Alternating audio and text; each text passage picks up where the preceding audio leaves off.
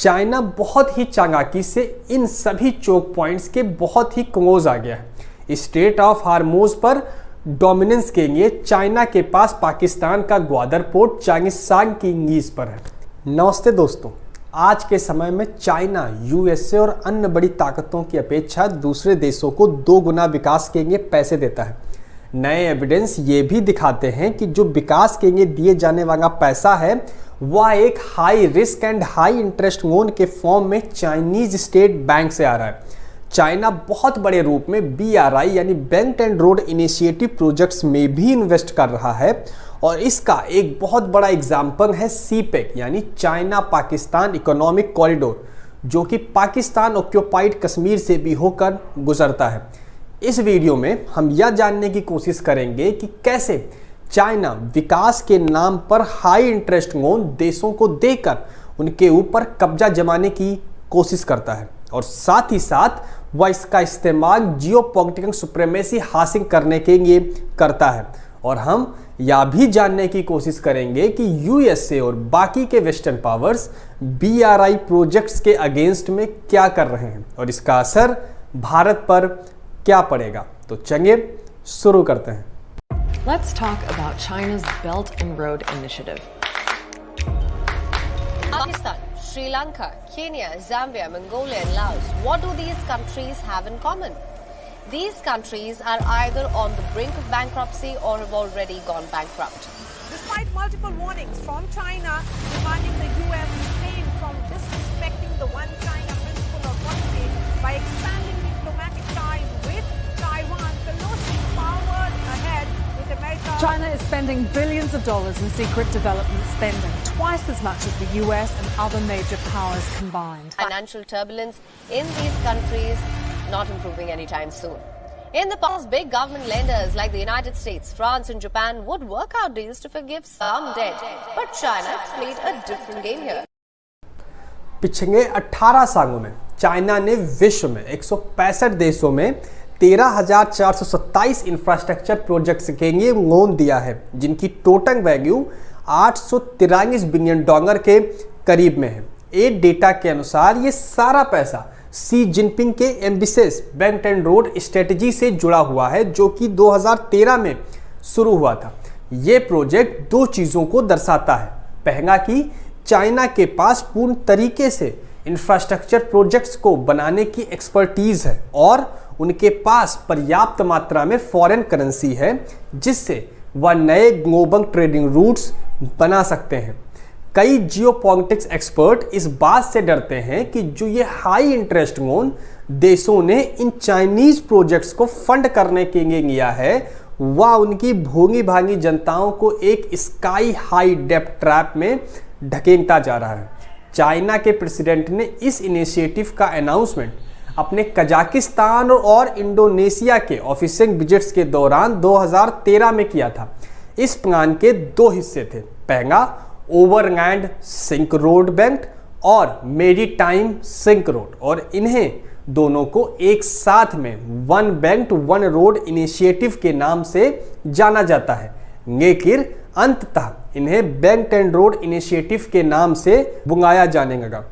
China के president का यह विजन था कि वह एक वास्ट नेटवर्क बनाए जिसमें रेलवे, एनर्जी पाइपलाइंस, हाईवेज और स्ट्रीमलाइन बॉर्डर क्रॉसिंग, जो कि पश्चिम की तरफ सोवियत रिपब्लिक तक और दक्षिण की तरफ पाकिस्तान, इंडिया और बाकी के साउथ वेस्ट एशियन देशों की तरफ हो।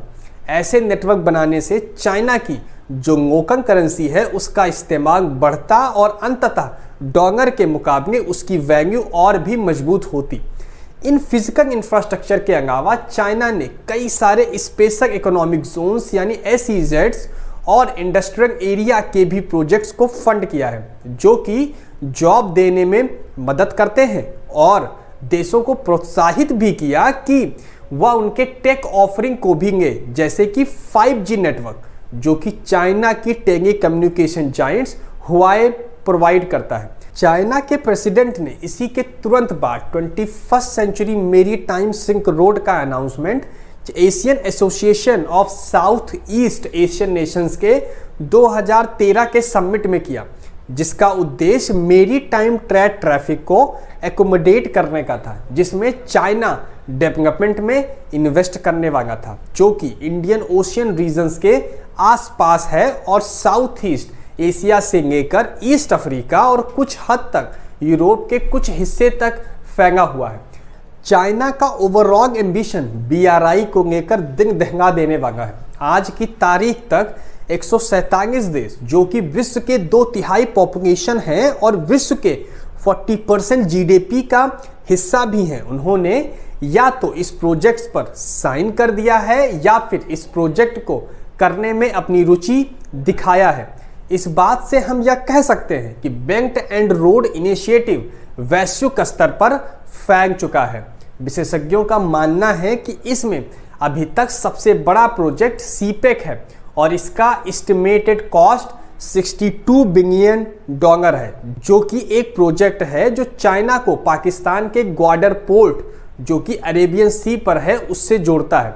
टोटल में चाइना ने अभी तक एस्टिमेटेड $1 ट्रिलियन ऐसे प्रोजेक्ट्स पर खर्च किया है और एक्सपर्ट्स का यह भी मानना है कि BRI को पूरा होने में चाइना को कम से कम $8 ट्रिलियन और खर्च करने पड़ सकते हैं। अब हम BRI इनिशिएटिव के कुछ पोटेंशियल रोड ब्लॉक्स के बारे में डिस्कस करेंगे। बेल्ट एंड रोड इनिशिएटिव को कई सारे अवरोधों का सामना करना पड़ा है। जो देश एक बड़े अमाउंट में डेप्ट लेते हैं अपने इंफ्रास्ट्रक्चर अपग्रेड्स को फंड करने के लिए, बेल्ट एंड रोड इनिशिएटिव के पैसे उनके लिए एक तरीके से जहर का प्याला बन गया है।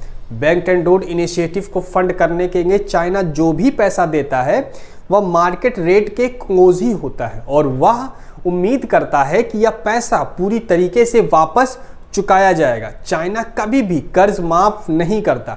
कुछ belt and road initiative investments के प्रोजेक्ट्स ऐसे भी हैं जिनमें नॉन ट्रांसपेरेंट यानी कि ओपेक बिडिंग प्रोसेस इन्वॉल्व था, जिसमें चाइनीज फर्म का इन्वॉल्वमेंट भी था। परिणाम स्वरूप प्रोजेक्ट का कॉस्ट जो था वह बढ़ गया और इसकी वजह से कई सारे प्रोजेक्ट्स कैंसिल हुए और इससे पॉलिटिकल बैकलैश भी हुआ। मलेशिया के पूर्व प्रधानमंत्री महाथीर बिन मोहम्मद ने इसे over priced BR road initiative भी कहा और इसके अगेंस्ट में कैंपेन भी किया और $22 बिलियन के बेल्ट एंड रोड इनिशिएटिव का प्रोजेक्ट कैंसिल कर दिया। लेकिन बाद में उन्होंने ही इस प्रोजेक्ट्स को अपना पूर्ण समर्थन दिया। Belt and road initiative tracker यह दिखाता है कि चाइना के द्वारा दिया जाने वाला डेप्ट 2013 के बाद से बहुत तेजी से ऊपर गया है और कई केसेस में ये कई कंट्रियों के 20% GDP के बराबर पहुंच चुका है। कोविड-19 और रशिया का यूक्रेन इन्वेजन, ये दो कारण थे जिनकी वजह से पूरे ग्लोबल एनर्जी मार्केट में उथल पुथल मच गया था और कई सारे low income belt and road initiative वाले देश फेल हो गए लोन का रीपे करने में, जिसकी वजह से एक डेप्ट क्राइसिस की वेव आई। उदाहरण के तौर पर हम यह कह सकते हैं कि पाकिस्तान में चाइना पाकिस्तान इकोनॉमिक कॉरिडोर को बनाने के लिए पाकिस्तान को कुछ इंपोर्ट्स की जरूरत थी ताकि वह उसे इंफ्रास्ट्रक्चर को फंड कर सके, जिसकी वजह से एक बहुत ही बड़ा बजट डेफिसिट हो गया, जिसकी वजह से पाकिस्तान को अल्टीमेटली IMF के पास बेल आउट के लिए जाना पड़ गया। और यदि हम घाना और जाम्बिया का केस देखें तो इसमें BRI लोन्स की वजह से सॉवरेन डिफॉल्ट हुआ। सॉवरेन डिफॉल्ट वह डिफॉल्ट है जब कोई भी देश अपना लोन टाइम पर पे करने से मना कर देता है अपनी ड्यू डेट पर। अब हम ये जानने की कोशिश करेंगे कि कैसे USA ने रिस्पॉन्ड किया इस चाइना लेड रीजनल इंटीग्रेशन को। USA को भी पता है कि चाइना के इंटेंशंस क्या हैं।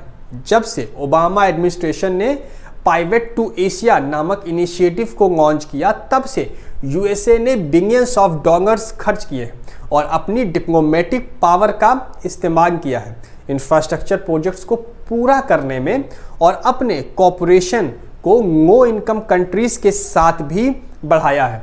प्रेसिडेंट डोनाल्ड ट्रंप ने बिल्ड एक्ट पास किया जिसने अमेरिका के दो संस्थानों को एक में मिलाकर एक और ताकतवर संस्थान बनाया, जिसका इन्वेस्टमेंट पोर्टफोलियो $60 बिलियन था, जो कि ओवरसीज प्राइवेट इन्वेस्टमेंट कॉर्पोरेशन यानी OPIC और एजेंसी फॉर इंटरनेशनल डेवलपमेंट यानी USAID को मिलाकर बनाया गया था। इसका नाम डेवलपमेंट फाइनेंस कॉरपोरेशन यानी DFC रखा गया।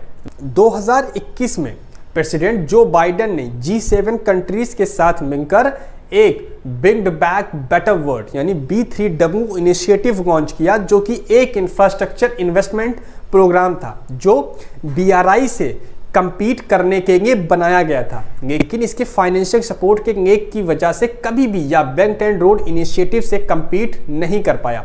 एक साल इस संस्था की स्थापना के बाद भी केवल इसमें $6 मिलियन का ही कमिटमेंट इसके सहयोगी देशों से आया और बाद में इसका नाम बदलकर पार्टनरशिप फॉर ग्लोबल इंफ्रास्ट्रक्चर रख दिया गया, जहां पर चाइना के पास एक इकोनॉमिक एडवांटेज है।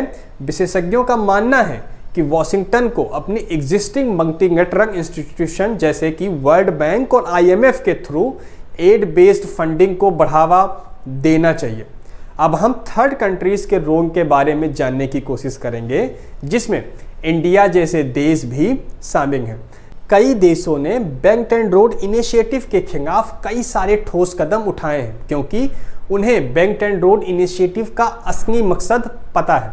इंडिया ने भी लो इनकम कंट्रीज को ये समझाने की कोशिश की है कि बेल्ट एंड रोड इनिशिएटिव एक प्लान है पूरे एशिया को डोमिनेट करने का, और स्ट्रिंग ऑफ पर्ल्स थ्योरी के बारे में भी देशों को वार्न किया है, जो कि एक जियो इकोनॉमिक स्ट्रेटजी है जहां चाइना इंडियन ओशियन के नेबरिंग कंट्रीज पर अनसस्टेनेबल डेब्ट बर्डन डालता है ताकि वह रीजनल चोक पॉइंट्स को कंट्रोल कर सके। अगर हम इस डेब्ट ट्रैप के पीछे चाइना के इंटेंशन जानना चाहें तो पहले हमें यह समझना होगा कि स्ट्रिंग ऑफ पर्ल्स थ्योरी क्या है और चोक पॉइंट्स कौन कौन से हैं। स्ट्रिंग ऑफ पर्ल्स थ्योरी यह बताती है कि कैसे चाइना अपनी डेब्ट ट्रैप की मदद से इंडियन ओशन कंट्रीज में परमानेंट मिलिट्री इंस्टॉलेशन कर रहा है, जो कि इंडिया को एक तरीके से घेरने की कोशिश ही है। स्ट्रिंग ऑफ पर्ल्स थ्योरी में हर एक पर्ल चाइना की नेवी इंस्टॉलेशन को दिखाता है, जो कि पूरे स्ट्रिंग पर फैला है, और चाइना इस स्ट्रिंग को टाइट कर सकता है किसी भी मिलिट्री कॉन्फ्लिक्ट में इंडिया को चोक करने के लिए। अभी रिसेंट में ही इंडिया के आसपास पाकिस्तान में ग्वादर पोर्ट, श्रीलंका के हम्बनटोटा, म्यांमार के सितवे पोर्ट आदि स्ट्रिंग ऑफ पर्ल्स थ्योरी का हिस्सा है, जबकि ये सारे कॉमर्शियल पोर्ट्स हैं। लेकिन डर यह है कि इंडिया के साथ कॉन्फ्लिक्ट्स के दौरान कभी भी इन पोर्ट्स को नेवल फैसिलिटी में बदला जा सकता है। आगे बढ़ने से पहले हम इन चोक पॉइंट्स के बारे में जानने की कोशिश करते हैं। इंडियन ओशन में विश्व के कुछ सबसे महत्वपूर्ण चोक पॉइंट्स हैं, जिनमें straight of Hormuz, straight of Malacca और स्ट्रेट ऑफ बाब एल मंदेब हैं। ये चोक पॉइंट्स स्ट्रेटेजिक रूप से ग्लोबल ट्रेड और एनर्जी फ्लो की सिक्योरिटी के लिए बेहद ज़रूरी है। अगर आपके खुद के देश के पास इनके चोक पॉइंट्स का कंट्रोल है तो ये आपकी ट्रेड के लिए बहुत अच्छा है, और अगर आपका दुश्मन इस चोक पॉइंट्स पर कंट्रोल हासिल करेंगे तो वह आपकी ट्रेड को बिना किसी देरी के रोक सकता है।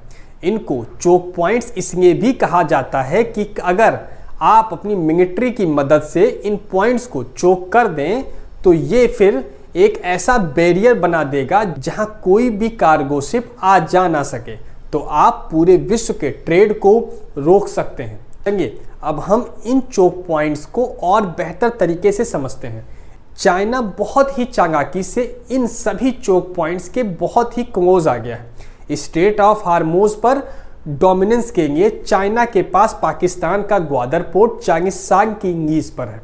बाब एल मंदेब और स्वेज कैनाल पर डोमिनेंस के लिए चाइना ने जिबूती को डेब्ट ट्रैप कर लिया है और वहां पर अपनी नेवल बेस बना लिया है। स्ट्रेट ऑफ मलक्का पर डोमिनेंस के लिए चाइना ने इंडोनेशिया के साथ एक अच्छा रिलेशनशिप इस्टेब्लिश किया है और वहां इंफ्रा प्रोजेक्ट्स को कर रहा है।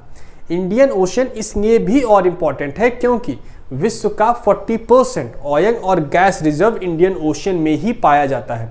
इंडियन ओशन में विश्व का 60% यूरेनियम, 40% गोल्ड और 98% डायमंड पाया जाता है। मरीन फूड के नज़रिए से भी इंडियन ओशन बहुत ही महत्वपूर्ण है और इंडियन ओशियन में कई सारे मिनरल्स भी पाए जाते हैं। बेल्ट एंड रोड इनिशिएटिव और इंफ्रास्ट्रक्चर प्रोजेक्ट्स के थ्रू चाइना अपनी एग्रेसिव सॉफ्ट पावर डिप्लोमेसी की मदद से इंडियन ओशियन रीजन्स के कंट्रीज को इन्फ्लुएंस करता है। चाइना के पास इंडियन ओशियन रीजन में कोई डायरेक्ट ओपनिंग नहीं है, लेकिन चाइना पाकिस्तान इकोनॉमिक कॉरिडोर के थ्रू व ग्वाडर पोर्ट की मदद से इंडियन ओशियन रीजन्स को डायरेक्ट एक्सेस कर सकता है। तो हम या कह सकते हैं कि बेल्ट एंड रोड इनिशिएटिव एक चाइनीज स्ट्रेटजी है वर्ल्ड ट्रेड को डोमिनेट करने के लिए। इसी मेरीटाइम सिक्योरिटी को नज़र में रखते हुए और चाइना का इंडो पैसिफिक में बढ़ते हुए इन्फ्लुएंस को देखते हुए क्वाड का फॉर्मेशन हुआ था। क्वाड एक ग्रुप है इंडिया, ऑस्ट्रेलिया, जापान और यूएसए का, जो कि चाइना का इंडो पैसिफिक में बढ़ते हुए डोमिनेंस को रोकने के लिए बनाया गया था। इसका मेन मकसद मेरीटाइम सिक्योरिटी था। जापान का भी भारत की तरह ही सिमिलर स्ट्रेटजी है, जो कि रीजनल पावर के बैलेंस में विश्वास रखता है। चाइना के बढ़ते हुए इन्फ्लुएंस को देखकर जापान ने भी रीजनल इंफ्रास्ट्रक्चर डेवलपमेंट में $300 बिलियन कमिट किया था, जो कि वह पब्लिक और प्राइवेट इंफ्रास्ट्रक्चर प्रोजेक्ट्स को थ्रू आउट एशिया फाइनेंस करने के लिए यूज़ करेगा। हमें पता है कि चाइना बड़ी मुश्किल से ही किसी भी लोन को माफ़ करता है। लोन ना चुका पाने की स्थिति में या तो चाइना उस लोन को रीशेड्यूल करता है या तो उस देश का कोई भी महत्वपूर्ण रिसोर्स जैसे कि कॉपर माइन, कोल माइंस इत्यादि या फिर कोई पोर्ट या कोई ज़मीन का टुकड़ा उसके बदले ले लेता है। चाइना इन लोन्स के थ्रू अपने बेल्ट एंड रोड इनिशिएटिव्स को पूरा करने की कोशिश कर रहा है और वर्ल्ड ट्रेड पर डोमिनेंस करने का प्रयास कर रहा है, जिससे कि वह यूएसए को डोमिनेट कर सके। लोन्स ने चाइना को विश्व का नंबर 1 डेट कलेक्टर बना दिया है और या देशों के लिए सोचने की बात है कि इंफ्रास्ट्रक्चर डेवलपमेंट के नाम पर जो वह ले रहे हैं क्या वह एक्चुअली में ज़रूरी है या नहीं, और क्या यह इंफ्रास्ट्रक्चर डेवलपमेंट उनकी प्राथमिकता है या फिर कुछ और अगर वह इंफ्रास्ट्रक्चर डेवलपमेंट करना ही चाहते हैं तो वह किसी और क्रेडिबल संस्थान जैसे कि एशियन डेवलपमेंट बैंक, IMF और वर्ल्ड बैंक जैसे संस्थानों से भी लोन ले सकते हैं। इस वीडियो में इतना ही। यदि ये वीडियो आपको अच्छा लगा हो तो सब्सक्राइब करना ना भूलें। नमस्कार।